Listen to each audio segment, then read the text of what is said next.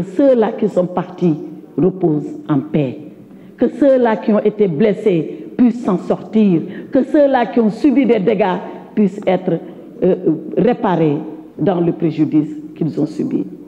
La meilleure façon de rendre hommage aux morts, ce n'est pas de crier les victimes. La meilleure façon de rendre hommage aux morts, c'est de continuer de les aimer. Mais comment on continue d'aimer les morts? On continue d'aimer les morts en priant pour eux. À chaque prière qu'Allah subhanahu wa ta'ala vous demande de faire, ou dans votre conviction profonde et votre religion de faire, que vous puissiez adresser une prière pour le repos de leur âme. Voilà ce que nous faisons tous les jours et je vous demande de continuer à le faire. Monsieur le Président, cela dit, permettez-moi, après avoir eu cette pensée pour les morts, pour les blessés, pour ceux-là qui ont subi des destructions violentes de tous leurs biens, permettez-moi de rendre hommage aux forces de défense et de sécurité. Je l'ai entendu plusieurs fois, mais si vous amnestiez, que direz-vous aux forces de défense et de sécurité? On leur dira Gatchenga Lama. Parce que ils ont porté ce pays sur leurs épaules. Parce que quand c'était difficile et que nous, on était chez nous, puisque la peur, elle est de la condition humaine, la peur. Qu'on le veuille ou pas, il arrive un moment où on a peur. Qu'eux, ils le veuillent ou pas, qu'ils aient peur ou qu'ils n'aient pas peur, ils sont dans la rue, ils sont debout et c'est pour nous protéger. Et les forces de défense et de sécurité du Sénégal sont tellement des forces républicaines que si demain, après avoir voté la loi d'amnistie, je ne le souhaite pas, le Sénégal était encore en trouble, les mêmes sortiront, les mêmes nous défendront et les mêmes nous protégeront. Parce que c'est ça qu'ils ont subi comme enseignement, c'est ça qu'ils ont trouvé comme tradition républicaine. Ils ne divergeront pas de ce chemin-là. Mais ce n'est pas pour cette raison qu'on ne leur rendra pas justice en leur rendant hommage, nous tous ensemble, parce que quand ils nous protègent, ils ne distinguent pas notre appartenance politique pour nous protéger. Après eux, je voudrais rendre hommage aux magistrats. On a parlé d'eux.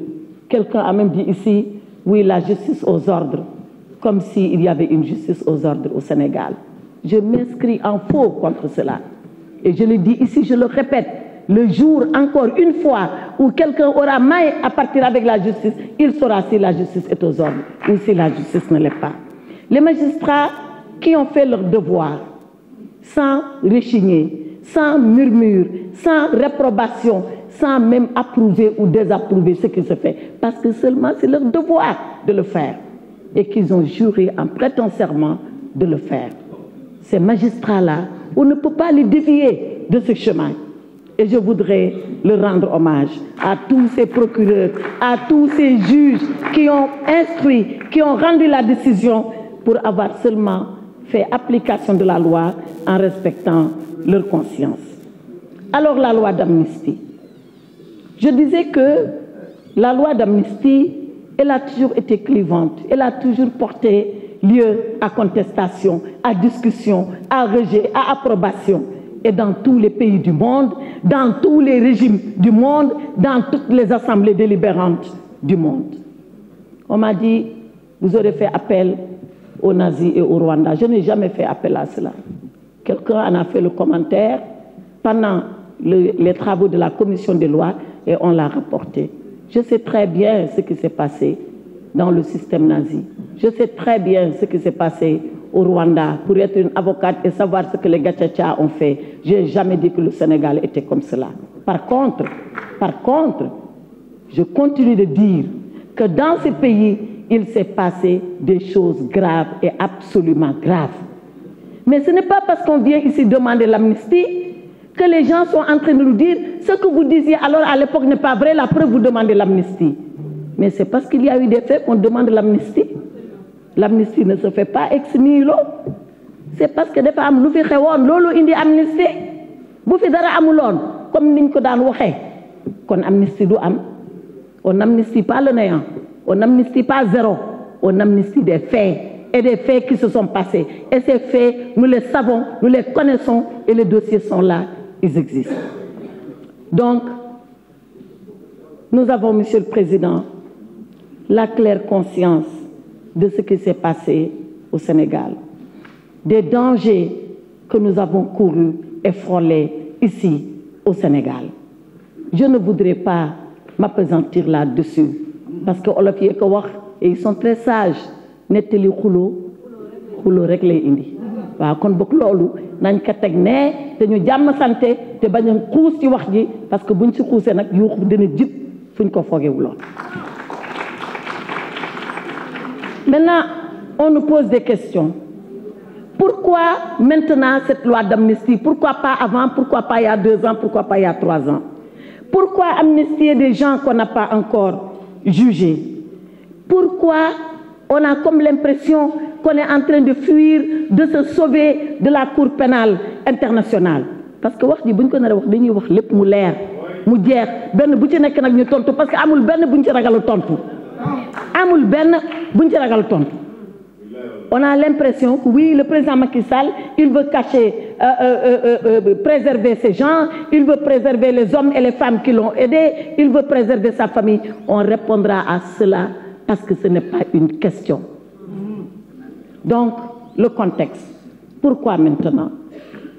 Eh bien maintenant parce qu'il s'en va et il veut laisser le pays en paix. Ce que Abdou Mbow disait là tout à l'heure, c'est moi qui l'ai dit hier et je suis fière de le rappeler.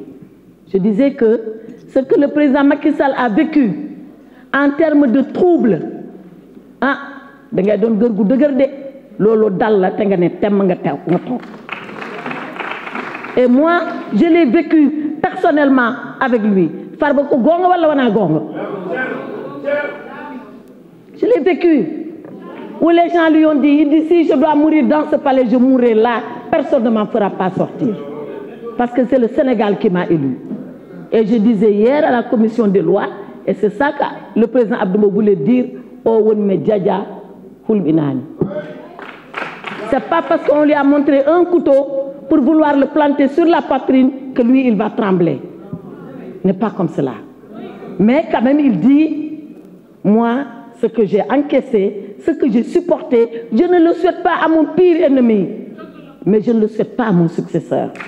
Donc il faut qu'il vienne et qu'il trouve un Sénégal calme, apaisé, réconcilié, si nous voulons de la réconciliation. Si nous voulons de la réconciliation. Voilà le pourquoi du maintenant. Pourquoi on amnistie alors qu'on n'a pas jugé? Mais parce que le législateur que vous êtes en train de me poser des questions dont vous avez la réponse. Le législateur que vous êtes, il peut amnistier quand il veut, aussi bien quand il y a jugement que quand il n'y a pas jugement. Et on a donné les exemples. Quand il y a eu le problème de la Casamance en 1988 et qu'Abdou Diouf s'est levé et a dit nous devons transcender, nous devons dépasser cela. Je vous demande, juger ou pas juger, d'amnistier les faits de Casamance. Et c'est les mêmes députés que vous qui l'ont fait ici, dans cet hémicycle. Donc, on n'a pas besoin obligatoirement d'avoir un jugement pour prononcer une amnistie. Par contre, et je réponds à ceux-là qui ont dit pourquoi pas gracier, par contre, on a toujours besoin d'une condamnation définitive pour gracier. Et parmi ces gens, il ne faut pas se tromper, hein, il y en a beaucoup qui ont été jugés. Il y en a beaucoup. On dit qu'ils n'ont pas été jugés parce qu'on parle des cas les plus... ceux-là qu'on connaît. Mais les pauvres qui sont dans l'anonymat, là, dont personne ne se soucie. Mais beaucoup ont été jugés. Beaucoup. Donc, il ne faut pas jeter ça comme ça de façon générale pour dire oui, on a amnistié alors qu'il n'y a pas de jugement. On peut vous donner le nombre de dossiers jugés, réglés, traités, mis à part, pour lesquels d'ailleurs certains ont fait appel, qui vont bénéficier de la loi d'amnistie si vous la votez. Alors, est-ce qu'on n'est pas en train de se protéger contre la Cour pénale internationale? Mais il faut savoir de quoi on parle. Qui peut aller à la Cour pénale internationale? Et pourquoi doit-on aller à la Cour pénale internationale? Celui qui peut aller, c'est un État partie, signataire, et le Sénégal est signataire. Sinon, c'est le procureur lui-même de la Cour pénale, il s'appelle Karim Khan en l'espèce, qui peut ouvrir une enquête et diligenter. Sinon, c'est les Nations Unies qui peuvent le faire. Voilà les 3 personnes qui peuvent déclencher une procédure à la Cour pénale internationale. L'État qui a signé, le procureur de la CPI ou alors l'Assemblée générale des Nations Unies. Et pourquoi peut-on le faire? Là aussi, 3 raisons. Il faut un crime contre l'humanité, il faut un crime de guerre, il faut un génocide. Voilà les 3 personnes et les 3 raisons pour lesquelles on peut aller à CPI. Waaw, ana lu fi xew ba ñu ñuy xoqatale CPI lan la? Ana lu fi xew ba ñu ñuy xoqatale CPI? Wala da ngeen yaakaar ni ñi dem CPI défendre ba génn ci ñooñu gën ñun wala ñooñu gën fit? Man de ku ma yóbbu CPI ma wuyu ji la parce que defuma fi dara loo xam ne man yóbbu na ma CPI. te nag ni may laqarte nit ñi ba ñu génne leen xanaa mun naa ko laqarte sans bopp ba génne sans bopp. Pourquoi? Qu'est-ce qui s'est passé? Donc gis ngeen waxu CPI boobu nañ ko teg ci suuf. Ce qui se passe ici c'est nous, comme on dit dans nous, ñun les Sénégalais ci suñu biir bu ñu yaakaar ni Macky Sall daf ko def pour dafa am ñu mu bëgg sauver ñooñu nax nañ seen bopp te ñu ngi bëgg nax askan wi mën nañ nag nax seen bopp mais kenn mënu fi nax askanu Sénégal ndax dañoo yeewu bu yàgg.